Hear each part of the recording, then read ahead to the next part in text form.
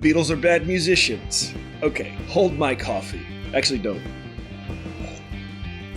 I'm just kidding. This isn't coffee. This is the tears of Beatles haters. If the Beatles were such bad musicians, how do you explain this? Ringo's a human metronome. John Lennon could do this.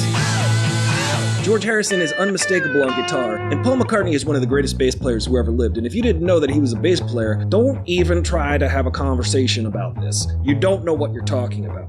I think there's this modern misconception that the Beatles were not a good live band, and that is only because they stopped playing live for a few years so they could focus on their studio recordings. But make no mistake, the Beatles were impeccable musicians. Don't believe me? Just listen to those early recordings and watch those live television performances. Because back then, you couldn't fix things as easily in post as you can today with something like Pro Tools. You just had to be as good as the recording while recording. With today's modern digital technology, you can go back and manipulate everything in post to make anything sound good. They call that polishing a turd.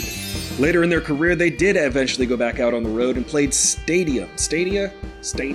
I don't know Greek. And the first one they played was Shea Stadium, shout out Queens. But those types of large venues were ill-equipped to accommodate rock concerts, which is a venue problem, not a Beatles playing live problem. Compare that to, I don't know, Nick Jonas.